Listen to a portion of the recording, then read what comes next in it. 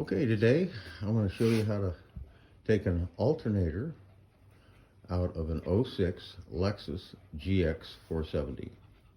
First thing you're going to need is a white cat. If you don't have a white cat, it may not work too easy. But anyway, if you don't have a white cat, the next thing you want to do is take off the positive battery terminal on your car, because otherwise it'll spark and you could probably ruin things. Probably hook up a battery charger and charge it while you're working on it, because most likely the battery's low because your alternator was bad. You're going to want to take off the radiator reservoir, and you're also going to want to drain your radiator, and you're going to want to take off the top of this radiator hose, because it's going to get in the way of the nut that holds the power steering pulley on.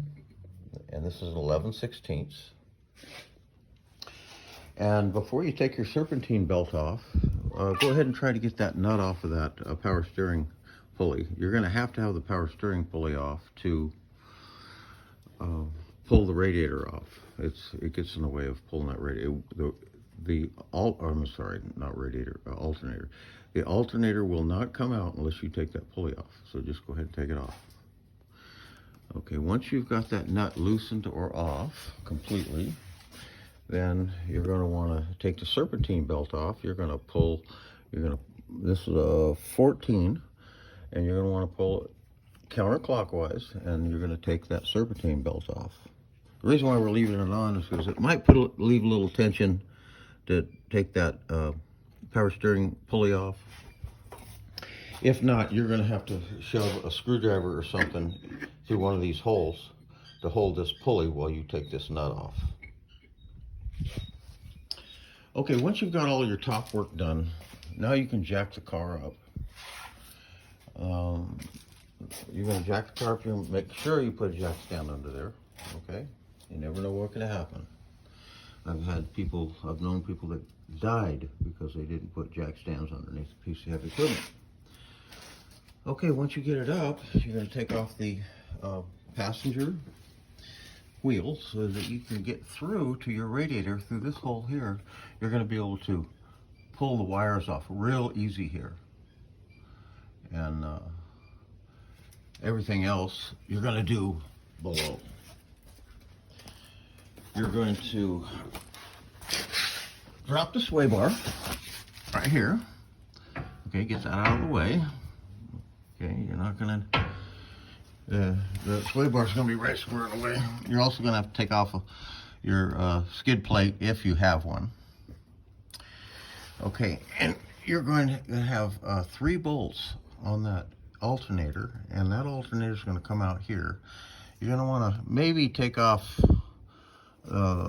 this clamp here, this hose clamp, and there's another hose clamp right up here somewhere. This one here. One of them's loose. And you'll have that out of your way. It's kind of tough squeezing it out of these holes, or this hole between these hoses here. So if you did take that off, it might be easier. I got it out, so I may have to take it out to put it back in. I don't know. But at any rate, I'm going to go over, once you've got the radiator or the alternator out, then you're ready to put the new one in. And it's really pretty easy. I'm going to go over the tools you're going to need here. You're only going to need, for this whole job, you need a breaker bar. If you have a swivel ratchet, that'd be handy. Otherwise, you're just going to have a regular ratchet.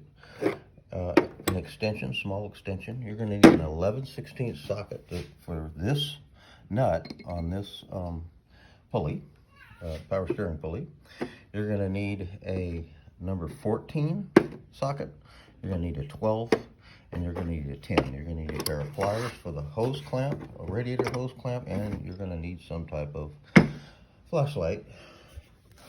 And the alternator is held on with 3 bolts. One at the bottom, it's a long one. and you got some short ones right up here, and there. And this one's a little difficult to see, but you'll take those out and it'll come right off. So that's it.